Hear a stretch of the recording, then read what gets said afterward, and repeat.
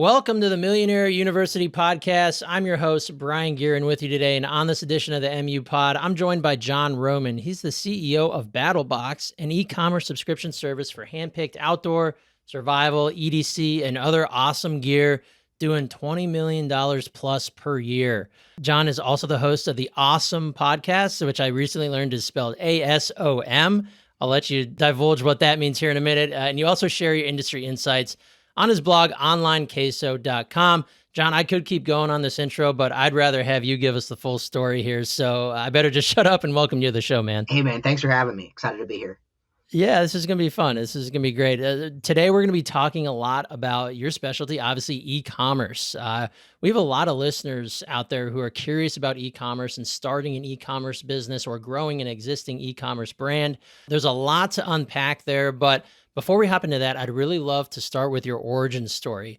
How did you end up at BattlBox? What were you doing before then? And how have you been able to grow this thing to 20 million? And I know there's a little cool tidbit in there where you sold the business and then bought it back. So I want to hear all about it. Yeah, it's a lot. Yeah, origin story is interesting. So this is technically career number 3 for me. So career 1, to the joy of my parents after finishing university, I decided I was going to be a professional poker player.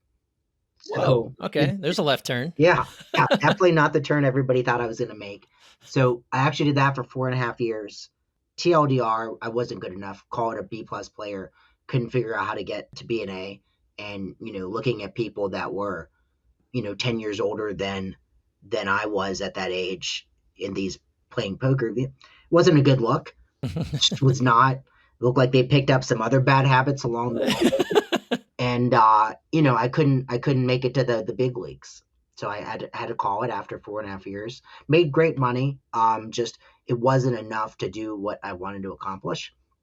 So chapter 2 is B2B sales. So started at the bottom, got an entry level B2B sales job, and I was really good at it. And fast forward, by the end of it, I'm building sales teams for organizations. I was with a publicly traded company with about 700 sales reps, and I was running the number. When I was a rep, I was in the top 5 every year, and then when I was running teams, I was running the number 1 sales team for a stint. So after that, I started building sales teams for other companies, focusing really on the mid-level enterprise level, call it Fortune 2000 companies, targeting them. And along the way, I started investing in companies. And in early 2025, I invested in about a half a dozen companies, and BattlBox was one of them. And what year was it? This was early 2015. 2015, gotcha. I think I said 2025, but yeah, it threw me off a sec, but I was curious. So close to 10 years ago. Okay. And, all of the other ones are no longer around. Investment turned to zero.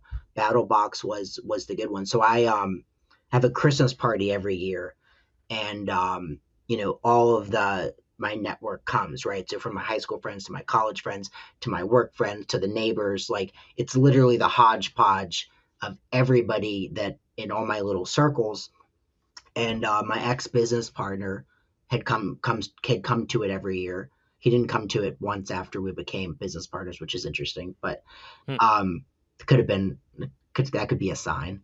But he had a traditional downtime in the year in December, and he was thinking of ideas and expressed a desire to want to do something with me. In our little circle at the time, I was probably one of the more successful people, and so we chatted, came up with some ideas, and I put the ball in his court, which is something I do in most situations. I find a way to put the ball in someone else's court to kind of little pre-dating test to see how it goes. Another telltale sign, never followed up. But fast forward 2 months later, and BattlBox is launching in February 2015. I catch wind of it. I call him up. I say, hey, this is like, we're talking, it launched 3 days prior. There's no momentum. It's a startup. And I love reoccurring revenue, right? So my background at this point, my career number two is B2B sales, and that entire industry is based on reoccurring monthly or annually reoccurring revenue, right? It's a great Hmm. model, really easy to forecast compared to one-time sales. And because of that, I was super interested. So went back and forth for a few days. I made an investment, offered myself in a limited capacity, a couple hours a week max. And before February ended, I was one of the four partners. And yeah, fast forward, within a very short period of time, I was burning from both ends and not sustainable to be working 120, 130 hours a week. Um, I had to make a choice, right? I had two full time jobs at that point, so I made the choice to about a little bit after a year in early 2016 to join BattleBox full time. Wow. Okay. Very cool. So a little bit of everything from professional poker player to Yeah, corporate America to all over the e-com place. entrepreneur.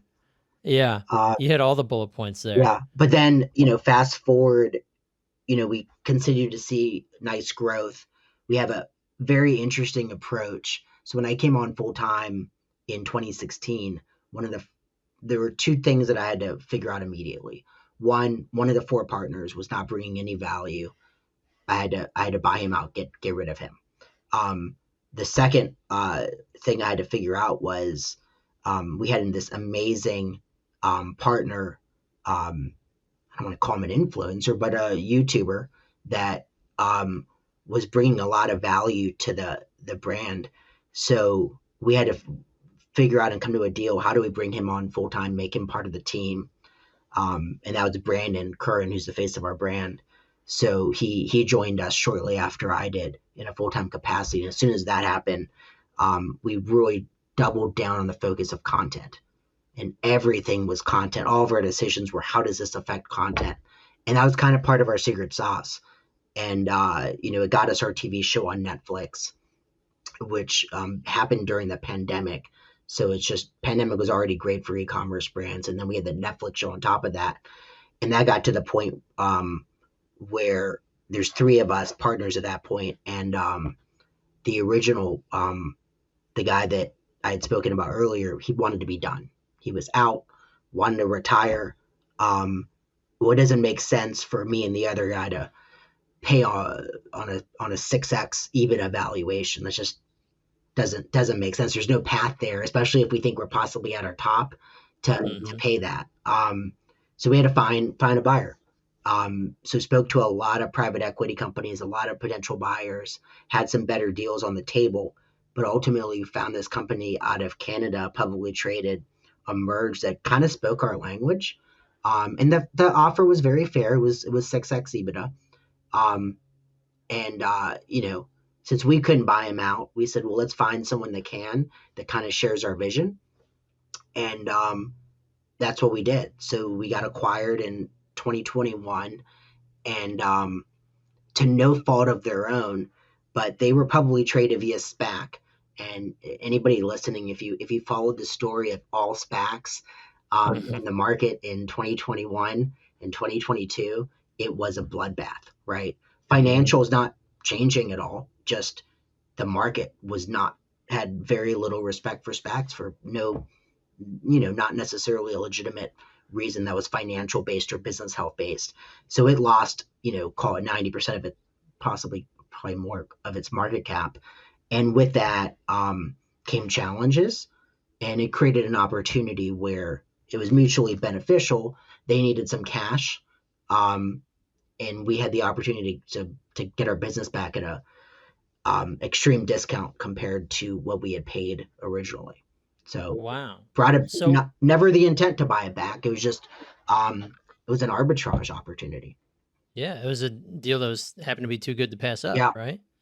And was that sale so correct me if I'm wrong, it sounds like that sale was kind of forced by one of the partners wanting out, Mhm. yet the business couldn't afford to buy him out. Right. So you acquired a company came and acquired his shares, or they ended up buying out the The entire entire company thing. outright? They bought everybody. Wow. Okay, so at that point, you guys are kinda like, "All right, We're wiping done. our We got hands, we we're got our done." payday. You got your Everything. payday? Yeah. There was Wow. it was the deal. and it's publicly traded, so the deal information's out there. Hmm. It was 60% upfront in cash, and we had negotiated the stock out of the upfront, which we had FOMO on it, on why we did it, but it ended up panning out well. And then 40% was tied towards earnouts that would occur over the next 3 years if we stayed on. So there was still a Wow. carrot to get us to, want to get a nice additional 7-figure payday for sticking around. It's Right. just, we quickly realized that the likelihood of that was not possible. Yeah. Okay. Wow. So that's a cool little story. You buy it back for essentially almost pennies on the dollar. Right. You're back in control of BattlBox. So I want to take it back kind of the beginning real quick. One of the things coming from a different line of work for you was hopping into e-commerce. Was it like a brand new experience for you? Did you have some experience in there, or was it just like, okay, I'm hopping into BattlBox. I got to go figure out e-com.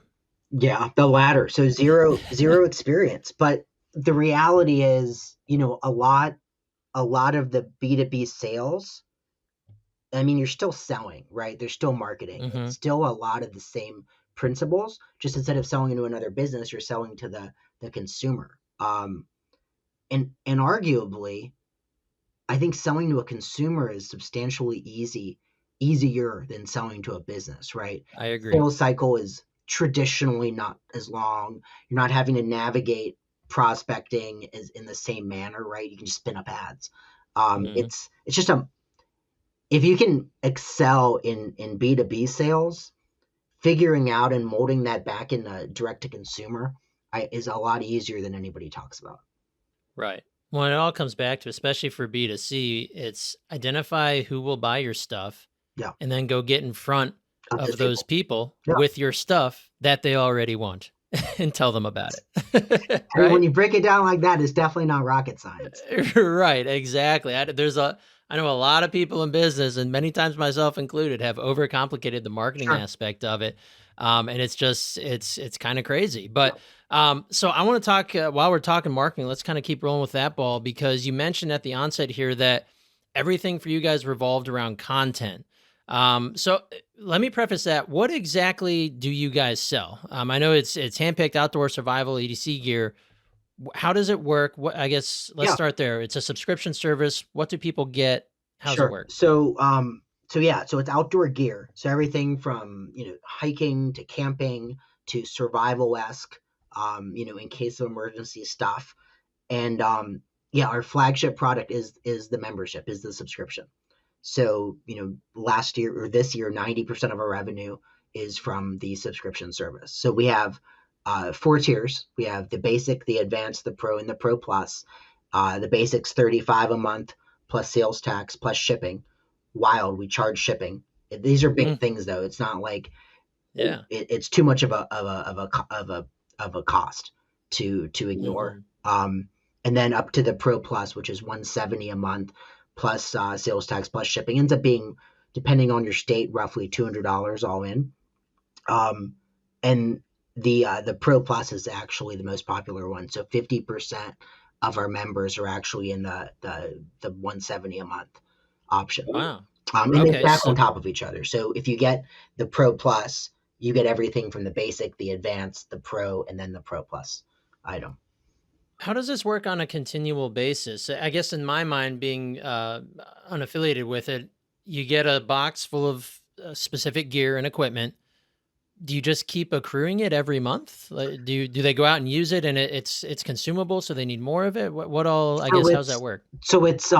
it's a great question, and the reality is not all purchasers are the same. So you have a few different buckets, right? You have the consumer that is actually going to take all this stuff out and go out in the bush or go camping with their family or go camping themselves, or maybe they're going to go hiking. They're gonna use some of it, right?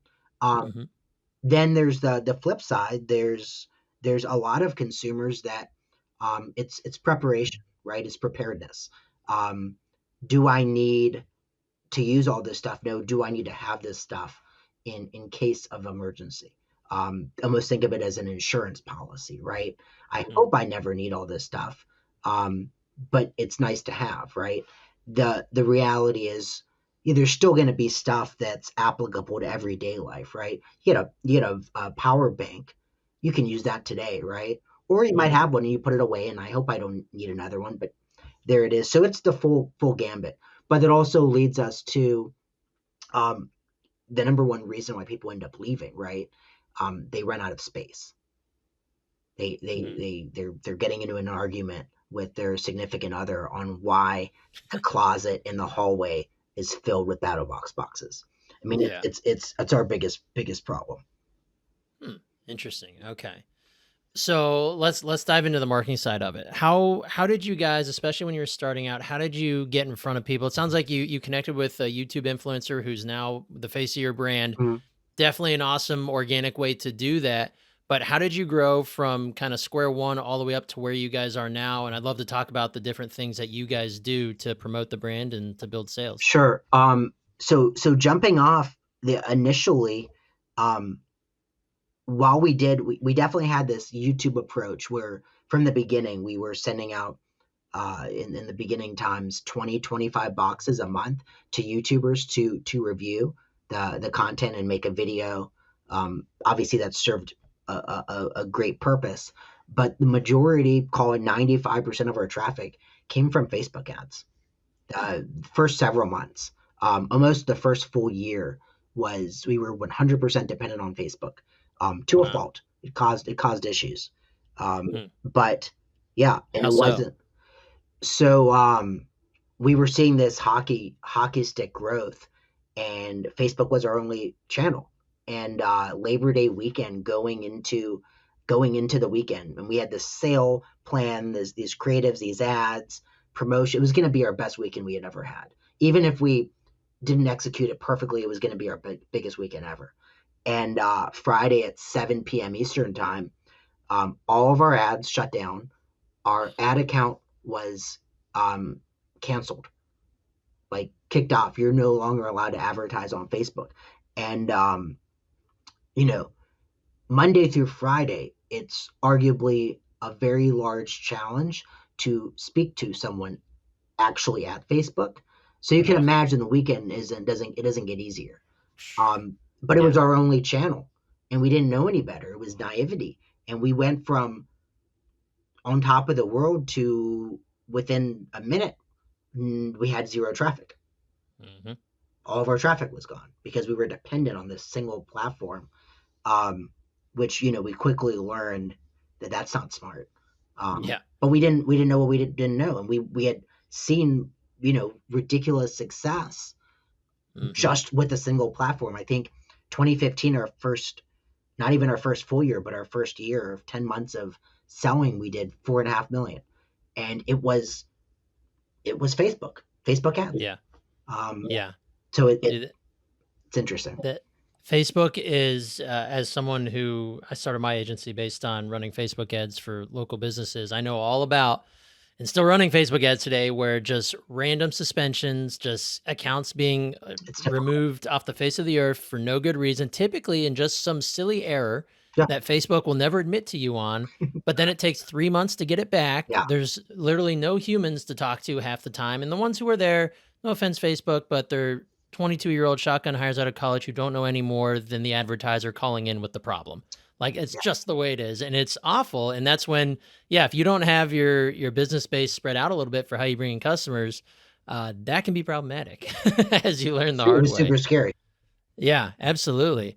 Okay, so you kind of learned that lesson there. So I guess let's take it from there and talk about you had that breakdown with Facebook. Hopefully they got you back on board, and it sounds like it was after the busy weekend. But what was your guys' strategic plan moving forward after starting to build on YouTube, having tons of success on Facebook? Then what? Yeah, so we get knocked off Facebook that weekend, and that was the kind of the aha moment. Okay, this isn't a good idea to be solely dependent, have all of our eggs in one basket. So immediately we said, okay, well, what other platforms are there? And we it's complete naivety. We don't come from ecom, so we don't know anything, and Hmm. we're just talking to people and trying to sponge and learn. So we immediately launched on Google search, which made sense. People are searching for this stuff. Let's meet them Hmm. with an ad, and then immediately from there we said, okay, well, let's just try everything.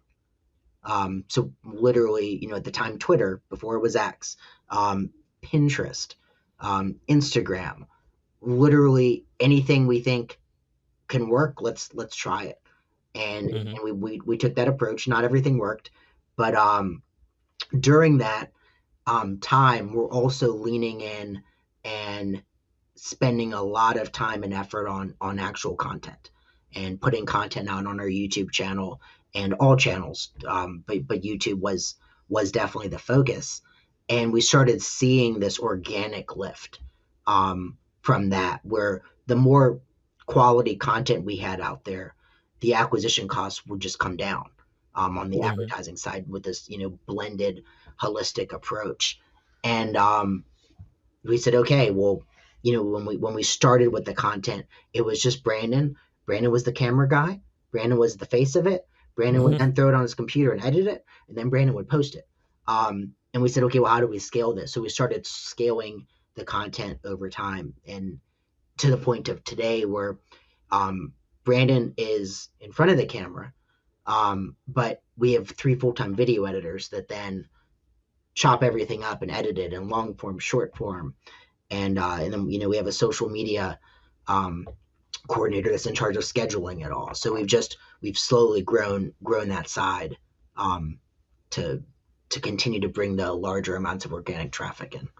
Yeah, that I mean the content game. I think it's was it Black Rifle Coffee, the Evan Hafer guy. Like he Mm-hmm. did when he started that business. It was, I mean, it probably still is just tons of content, like actual good content, funny content, engaging content, and not just like blathering. Please buy my stuff Right. content. So how did you guys, or did you kind of rely on your YouTube guy to just kind of guide the direction of, what are we filming today? How are we blending in our brand with this? Are we being funny? Are we being cheeky? Or are we being serious? Are we using, fear for survival and stuff like that? How did you guys start making those types of decisions? So so it's actually it number one, it has to be genuine, right? Hmm. So that's rule number one, and those are the guardrails. It has to be genuine no matter what.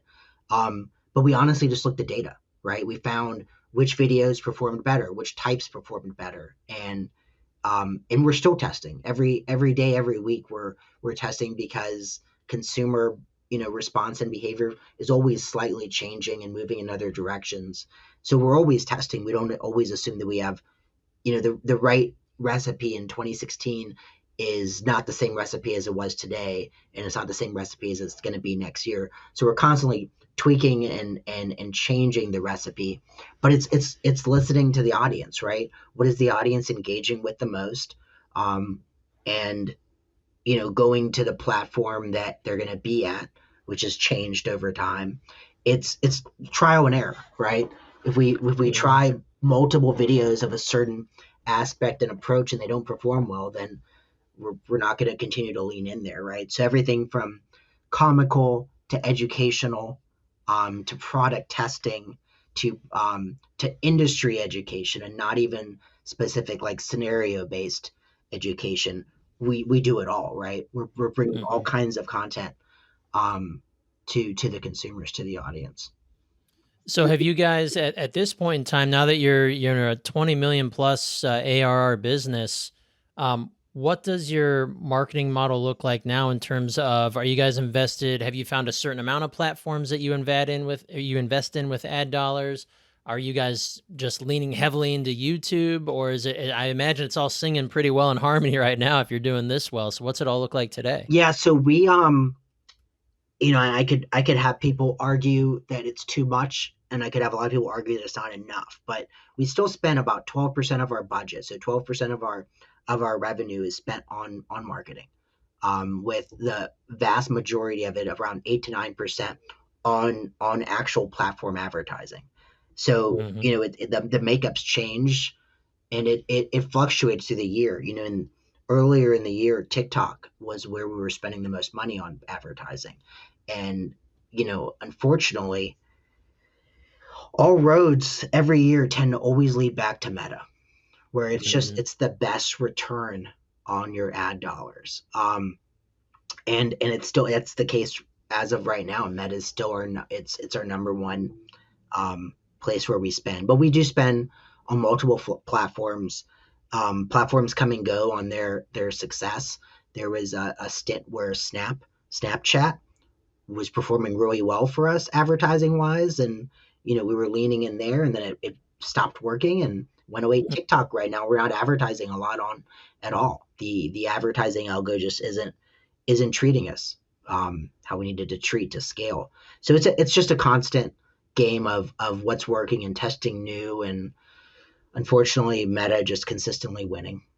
Yeah, it's kind of, Facebook Meta has just kind of always been the big dog as the conversions platform. And that's true across ecom. It's true across service businesses, lead gen type of stuff. It's still the platform where, like, Yeah. if we're working with a client at the agency and they're a local service business and they're saying, what social media do I need to be on to get these types of lead conversions? It's Facebook. It's hands down. Yeah. It's Meta, it's Facebook and Instagram. And honestly, it's Facebook over Instagram. Like, very few industries, at least in my line of work, where Instagram's going to win out. It's just, you're right. It's Facebook. They've built something.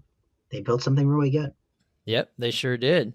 So do you have like an internal marketing team, or do you outsource, as a business in your type of sphere, does it make more sense to have internal, or do you guys outsource and let experts do their thing there? Or how's that work for you? So our team is mainly internal.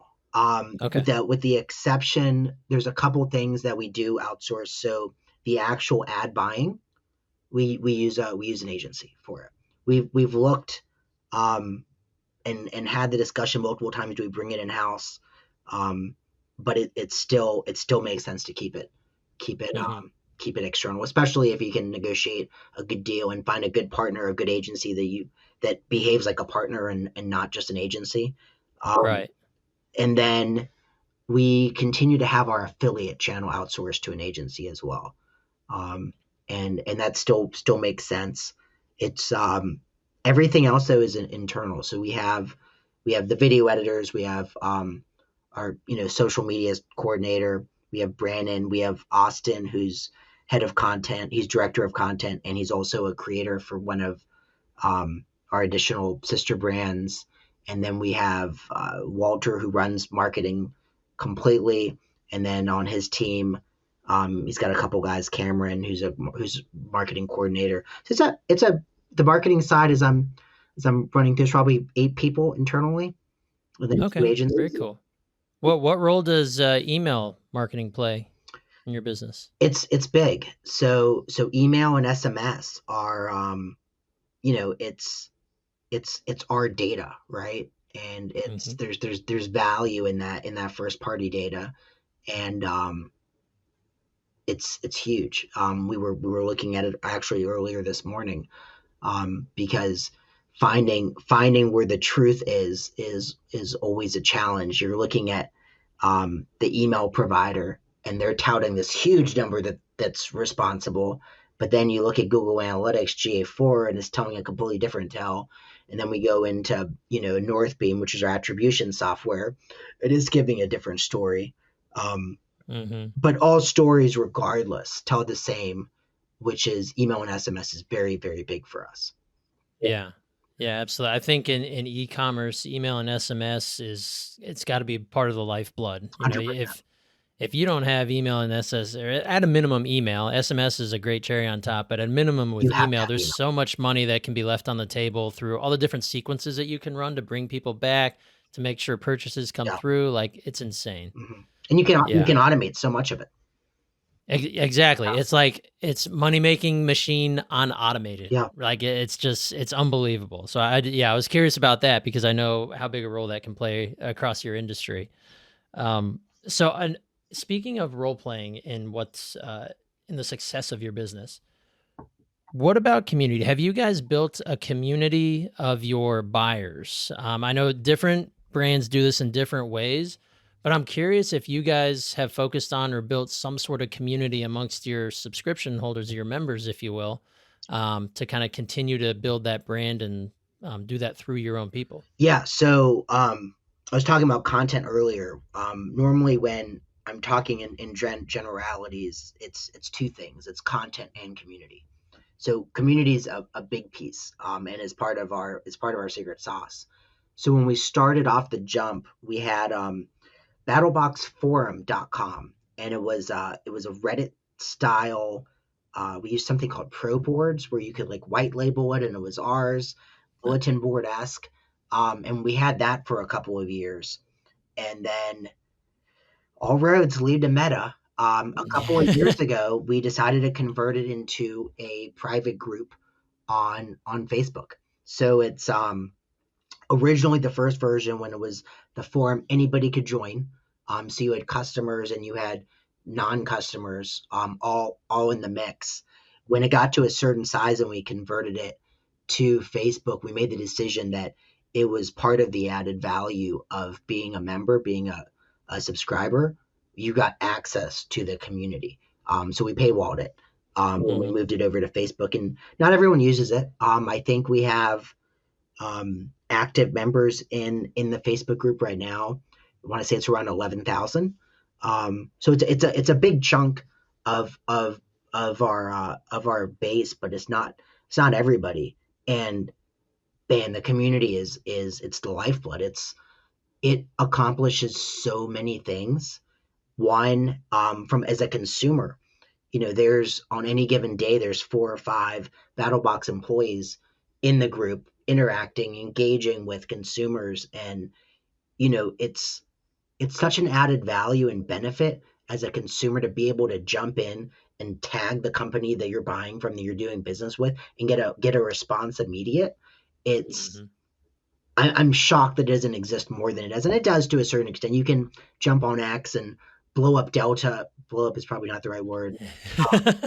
Say something negative about Delta, and they're going to immediately jump on. Yeah. And a lot of brands are like that.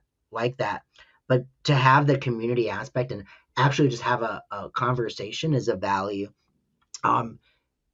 Asking your customers and being able to talk to them in real time and get feedback.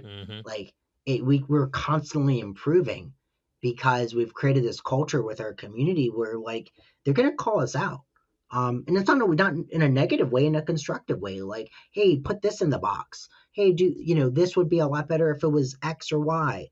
And, that's a big piece. And then taking that even further, every month, uh, the Pro Plus Battle Box typically has 6 to 7 items in there. And as I said earlier, they stack. So it's everything from the other tiers too. Every single month, at least one item in the box is actually sourced from the Facebook community, the members only group, where they've submitted ideas and products that they should put in a box. So it's like, it's this true community of like full circle. Like they're not only raising their hand and saying, hey, have you looked at putting this in the box, but then they get to see in 6 months down the road where it actually shows up in the box. And we call them out and say, thanks, Charlie for suggesting this item. So it's really, it's cool what we've created and what you can accomplish with a community. Yeah, I think that's such a huge thing. That's really cool to hear how you guys utilize it, because community is such a big thing that I agree with you. Not nearly the majority of brands utilize community. Very few do. Right. But the ones who are so successful do it and do it really well, because as a consumer, nothing's cooler than being able to go to my buddies and be like, hey, you should try whatever this product is because it's awesome. And I know this because I use it, but also like I feel like I'm part of this brand. I'm not just a buyer of this brand. I'm part of it because when I'm in this group, in this community, the company actually listens to me. That, I said they ask for my recommendations and they reply back, right? It's not just going into a reply none email box and into the abyss. Right. And that builds something inside each individual that's like they feel like they have a belonging. And Yeah, I think, you're part of something larger than just right. a physical transaction. Right. And I think that's inherent in just about every human being, is wanting to be a part of something. And for many of us, wanting to be a part of something larger that we otherwise wouldn't have that ability to Right. do. Obviously it seems like it definitely affects the bottom line for the better, and builds the lifetime value, which I know is the lifeblood of a subscription service. Yeah. Because if you turn somebody every 3 months, what type of subscription service are you, right? But if you're keeping people for a year, 2 years, 5 years, 6 years, 10 years, and you're just stacking people on top, Yeah. that's a great business model. I agree. Yeah, the community aspect is is huge for us. Yeah, that's fantastic. So, and I guess that's probably part of some of the folks on your staff, their job, or at least part of their job, is to just be present in that community, right? Yeah, 100%. So it's interesting. We have the our approach. So there's 4 or 5 of us every day that out of maybe 15, 12 to 15, that just it's part of their daily cadence that they go in and they interact. Like it's just part of what you do, right? It's Hmm. part of this culture of community. But then we took an interesting approach. You'll like this. So we through time, right now there's 6 moderators. So if you're a moderator, you were a BattleBox customer, paying customer, and you're one of the most active, engaged in the group. And you when you're there and you're seeing the same people, always helping other people, answering questions, basically BattleBox experts. So at that point, we offer you to be a moderator, and your box is now free. You don't pay for your box anymore, and in turn, you just keep doing what you're doing, Hmm. just being a huge pillar of the community, and keep rocking it. And you're a moderator. And then we connect you with BattleBox Slack, and we're giving you insights, and it's just cool to watch that graduation from paying customer to then moderator. And then there's wild stories. Luke, who he runs our entire customer service department, he started off as a moderator.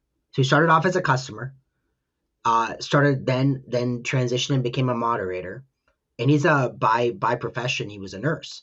Um, so wildly different than running CS, helping save Yeah. people's lives, running BattleBox CS. But he was paying customer, started then as a moderator, and then we had we needed some part-time CS help when we were filming the Netflix show, and he came on at that point in a part-time capacity, and then that grew. We had the conversations like, I kind of want to do this full time, and he jumped in and was a full-time CS member. And then we made some structural changes with the when the show was happening fully, and he ended up running the department.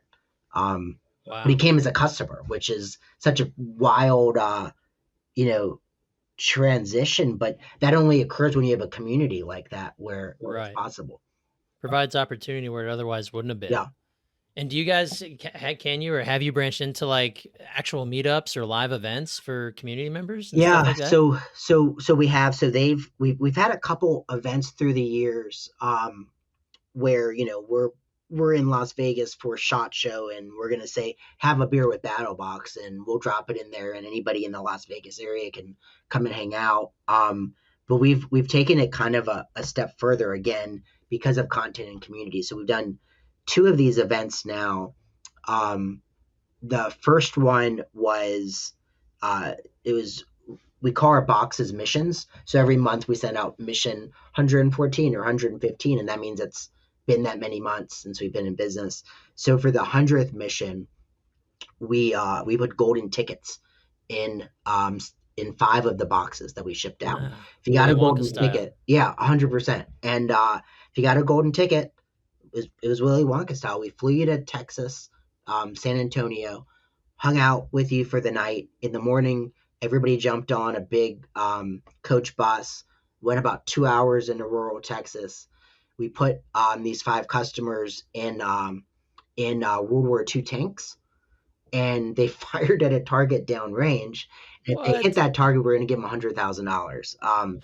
Nobody hit, which Oh, stunk, but it was kind of the learning lesson. And then we just did the second event, which is going to be the event we're going to keep doing now, as we move forward, called Battle Games. So we sent out 50 golden tickets this time. And if you got the golden ticket, it had a QR code on the back, and you'd submit a video on why you wanted to participate in the Battle Games. And 10 contestants, and 5 rounds, survival s outdoor survival skill challenge, where people were eliminated each round, and the winner we gave $25,000 to. So we just got done with wow. that earlier this year. We put 3 episodes um, for it, and we dropped it on YouTube. because no Netflix didn't want it. So Yeah, well, so I've breezed past this a couple times now. You mentioned your show on Netflix. I definitely don't want to gloss over that. What was that about? How did that come about? I mean, it can't be easy to get a show on Netflix. no, it was yeah, when you peel the onion back on it, it was a lot of rejection before getting it. So we had a production studio reach out to us in I might get the year wrong because in 2017. So they had seen our content. We had been pushing. Mhm. Brandon had been full time for over a year at this point, Yeah, pushing the content hard. capitulation of great content, Yeah, right? and they're like, hey, we have some money from the History Channel to shoot a sizzle reel, which I didn't know what that was, but apparently old Hollywood lingo. You get money for a sizzle reel, you shoot that, you then get the studio to say, oh, this is good, we're going to pay for a pilot, and then you get money for a pilot. Sometimes you get money for a whole season, but you always get money for at least a pilot, and then you show that, and then you get kind of a green light. Yes, we're going to give you money for the whole season. So History Channel had given them money to make a sizzle reel, which we did. We gave it to them, and we're waiting then for a green light on to shoot a pilot. 6-7 months go by, no answer. Finally, they say no. We're good, thank you. So we're sad at this point. We for the better part of a year now had been hoping we were going to get a show on the History Channel, and didn't work out. Production studio then pitched it to Discovery, and Discovery, rinse and repeat, same thing. It's like 6-7 months, and they finally said no. We're not interested. So we're like, okay. So at this point, it's early 2019, and January 2019, and at this point, it's been almost 2 years, uh, or has been 2 years, and we're kind of like, okay, this isn't going to happen. They're like, well, we have a meeting. We have two meetings set. One is with Walmart's streaming service called Vudu, which I'm not sure if it's around anymore, but it Yeah, I was, don't even know. yeah, Walmart had a streaming service. I forgot about that. Yeah, and they were meeting with Walmart, and then immediately after that, they were meeting with Netflix. Um, so we're like, okay, there's hope. Walmart doesn't say yes or no. It kind of goes in the same purgatory that the others had done. But Netflix basically on the spot says, yeah, yeah, we're in. We don't do pilots. We'll do a full season, and we want the right of refusal on the next 7 seasons. Um, Wow. and we're like, okay. So um, within a couple weeks, we get a 70-page legal contract from Netflix. We're like, wow, this is a lot. So we find an entertainment lawyer, and we have them redline it all. And, that was very expensive. And we send Yeah. it back to Netflix after a week with all of our red lines. And 5 minutes later, Netflix replies and says, we apologize for any confusion and misset expectations. Like, this is the agreement. Like, there's no redlining. Like, sign it or don't. And we're like, oh, we didn't know that. We thought we were supposed to redline it. And there was a lot of redline because it was very one-sided. Yeah. We're like, oh, okay. So we signed it. And off to the races in so 2019 around July we started filming, and we filmed through the whole year. In January, the crew came back to film just some pieces to make sure continuity was there between the episodes, just like some additional shooting. And then they gave it to Netflix, and Netflix didn't say anything to us for months, and just ghosted us. And then in April, they said, hey, we're going to go live with this the July 4th weekend. And it's going to be called this. You can't talk about it until 3 weeks prior. And then this is the allowed marketing and creatives you can share at that point. Wow. Yeah. Wait, what was the show about? So it was literally a commercial for BattleBox. I figured. Yeah. So every episode, the entire concept of the show is we're testing gear, to determine if it meets our standard to then go into a battle box. Wow. So it's Okay. literally like a full season commercial for us, um, Dang. which is wild that was an agreed upon. But people liked it, right? Like Yeah. it was definitely it had the reality TV flair to it, right? Like we're not putting flamethrowers in battle boxes for multiple reasons. But Yeah. we were testing flamethrowers. So it was definitely like Legal says we can't do that. so if you watch the trailer for the show, that's one of the things like legal says, we gotta tell you like not to do this.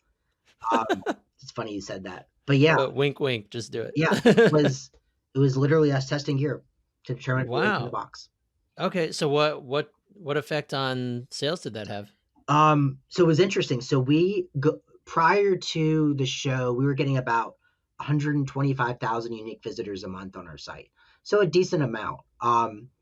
In July 2020, we had 1.2 million unique. So Wow. more than a million people came to our site. Now they didn't behave like a higher intent buyer that saw an ad or had been following us for months. They weren't necessarily all about the subscription at the same conversion rates that normal traffic, paid traffic was. But you put a million people onto our site, even with a 50% of the usual conversion rate, it's still substantial. So it gave us a nice additional uplift. And this is July 2020, so we're in full lockdown at that point, right? Right. It's pandemic height. So people were already being like, oh wow, I can get stuff sent directly to me, since I can't leave my house. So it was just part of that continued momentum that we were seeing. Right. Well, and it kind of helps that a lot of your gear is survival gear for a Mhm. time when people thought the world was going to implode. So that was probably a good time to get hooked on Correct. some survival gear. Yeah, it was perfect timing. Wow. Okay. So that's pretty cool. Was it just one season on Netflix? Yeah, just one season. We're in this weird purgatory state. So Netflix has this North Star for it was a Netflix original series. Mm-hmm. So for their original series, they have this North Star. It's called completion rate. And completion rate is defined as when you start a Netflix original series season, do you watch 90% of it or greater? If you watch 90% of it or greater, it's considered completion. Well, we have 8 episodes in our season 1. So in order to hit 90%, you have to watch the whole thing, right? You're not going to start that 8th episode and not finish it. So if you have greater than 25% completion rate, so 1 out of every 4 that start episode 1 watches the entire thing. If you have 25% or greater completion rate with a Netflix original series, you are automatically greenlit for another season, and they'll keep going. Right? This is amazing content. If you have less than 20% completion rate, you are not getting another season. You are done. You are canceled. This was a mistake. Yeah. Don't call us back. Don't call us. If you're between the 20 and the 25, you're in like a Netflix purgatory where they're not going to cancel you. They're also not going to greenlit the next season. And you're kind of like in this holding pattern where, hey, oh, we need a survival show. Okay, well, let's open up. What do we have here that we haven't broken up with yet? We'll take one of those. Yeah. And we had a 23% completion, like 23.2% completion rate. So we're right in the slap middle of the completion purgatory. Okay. So, So 4 years later, they haven't ever told us that there's not going to be another season. 4 years later, they've also never told us that there's going to be another season. right. So it's But they might call tomorrow and be like, "Hey, John, let's ride." They might call tomorrow. We're Yeah. not holding our breath though. Right. Okay. Dang. Well, that's very cool. All right. Well, I didn't want to get that lost in the shuffle because I think that's a pretty unique thing to say for an e-commerce brand that you had a Yeah, Netflix series. it was a game changer for us for sure. Tough to replicate though. Yeah. Very cool. Well, I know we're getting up against time here. I want to ask you kind of one last question here and just get your opinion on the state of the e-commerce industry today. particularly as it relates to those who might want to be starting an e-commerce brand or a product, or just starting a business in e-commerce. What's the industry look like? What's the landscape look like? And is it still booming just as much as it has been for years? So it's really challenging currently. You're seeing consumer spending is down a little bit. It's been down with for the past year and a half.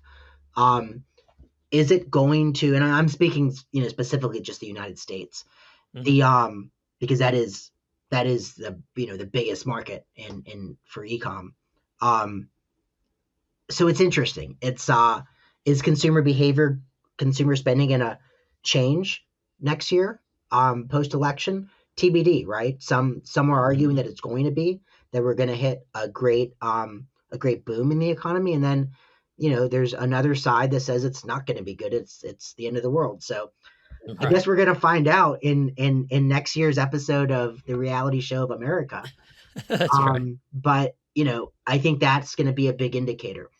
Now, I will say that even though it's challenging, the great thing about e-commerce and direct-to-consumer e-commerce is the barrier to entry is not very high, right? You can spin up, go to like a Shopify of the world and spin up a website and sell a product pretty easily, right?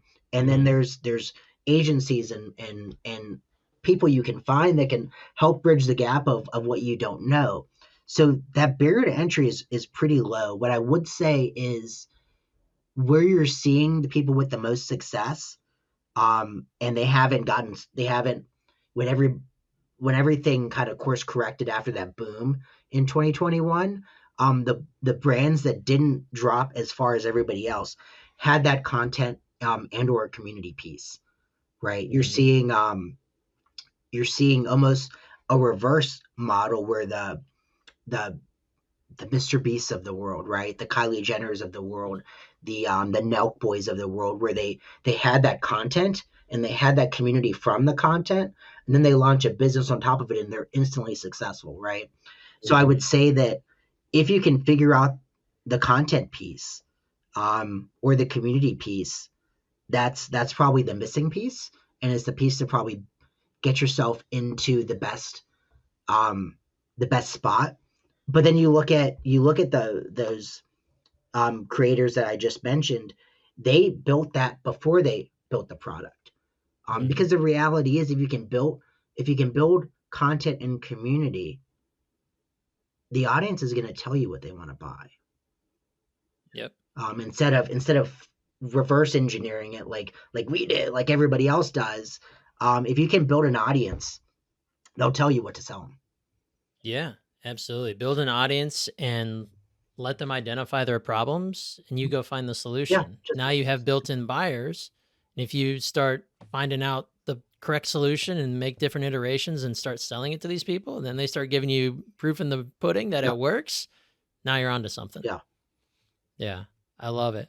Cool. Awesome. Well, John, this has been fantastic. This I is really fun. appreciate you joining me today. Hopefully, we've imparted some serious knowledge and wisdom on our listeners in regards to ecom, and obviously getting the awesome story behind BattleBox. I want to make sure that everybody who tuned in can get a hold of you, reach out, maybe join BattleBox, be a customer, be a part of the community. What's the best way to get in touch, to check you out, and to check out BattleBox? Yeah, so for the brand, for BattleBox, battlebox.com, there's no E in there. You can also just throw BattleBox however you want to spell it into Google, and our site's gonna come up. So if you want to throw an E on there, if you want to make it two words, whatever you type in a Google search, it's gonna come up. And then as far as as reaching me, LinkedIn is probably where I'm the most active. And then you had mentioned it earlier, Online Queso is my blog. It's e-commerce centric. I, there's something unique about it that I try to accomplish, and I think there's a lot of noise on X and LinkedIn with, um, I used to call them Twitter bros, where it's just Hmm. this generation where they're just sharing the wins, and a lot of the wins aren't even true, and it's a very toxic aspect of social media. So what I like to really focus on is the losses and the learnings that come from that, right? Definitely share the wins too, but I think it's important to talk about the majority of time, which is not winning, and those takeaways and aha moments and learnings you take from them that make you stronger and better on the next iteration. Yeah, I love it. Awesome. And that's BATTLBOX, all one word. Yes, sir. All right, nailed it on the first try. Good thing I was an English major. All right. Well, John, this has been awesome, man. Thank you again for your time and wisdom. I really appreciate it. Yeah, this was great. Thanks, Brian. All right. Best of luck to you in BattleBox. Thank you. You too.